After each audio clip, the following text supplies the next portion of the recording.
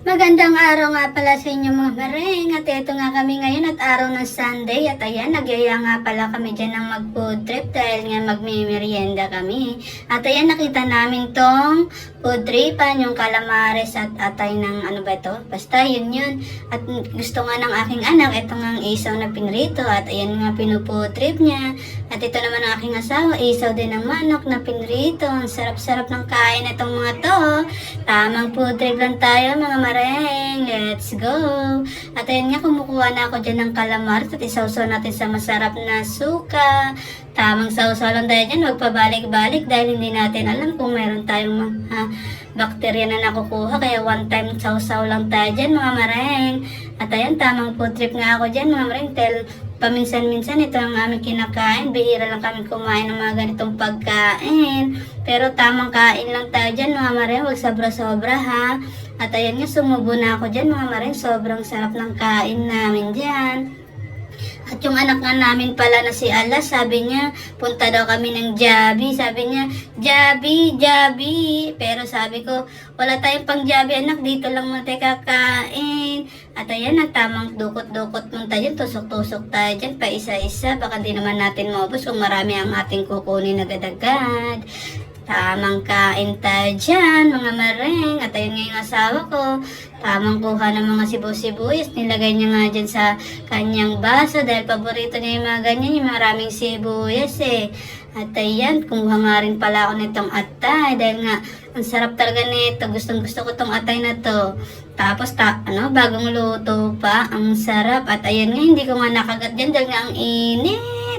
Let's go, dahan-dahan. At ayan nga, tinupad naman ng kanyang papa na pumunta ng Jabi. Pero hindi kami sa Jabi pumunta, sa McDo. Tuwang-tuwa nga dyan yung anak ko na bunso. Dahil nga, tinupad ng papa niya na pumunta kami sa McDo. Ayun, tamang tingin nga siya ng mga laruan, no?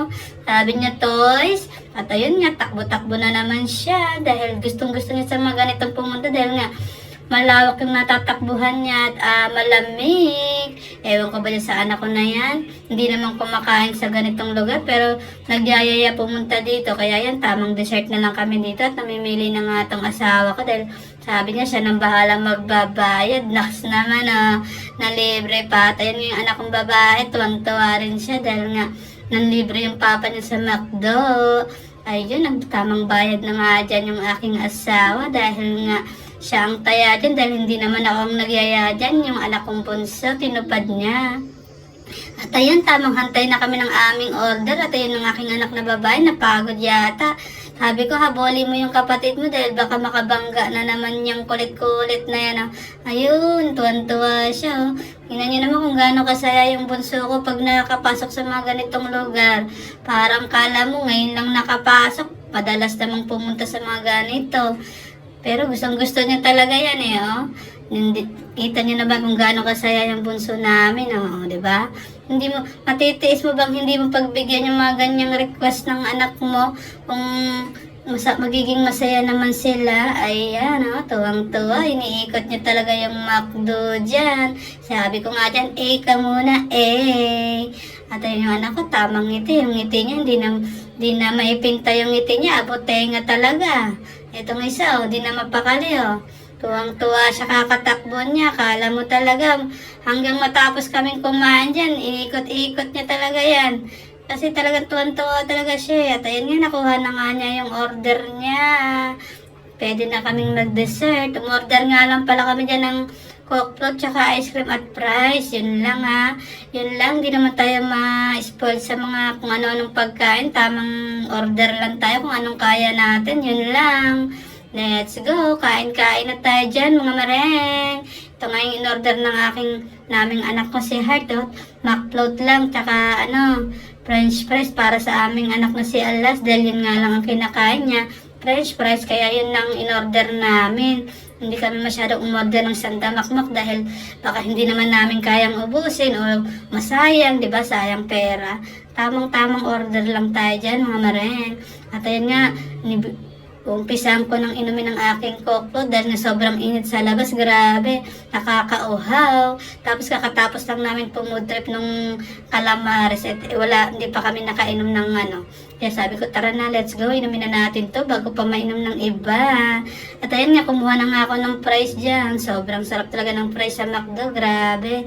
O, ayan o. Kitang-kita nyo naman kung ano itsura namin dyan o. Yan ang aming pinufood trip dyan o. Tinan mo yung asawa ko, parang timang. Ano ba yan? Let's go. Kain-kain lang muna. Food trip, merienda. O, diba? Tuwan-tuwa na to si Ate Heart dahil nakapunta na naman siya ng McDo. At hindi nga, nagkulang nga pala yung price namin. Kaya umorder pa ng isang price dahil sabi ko, kulang yung kinain ni Alas kasi mas marami tayong nakain. Sabi ni Papa niya, umorder ka pa doon para naman ma-enjoy natin yung pagkain ng price at si Alas para makakain pa.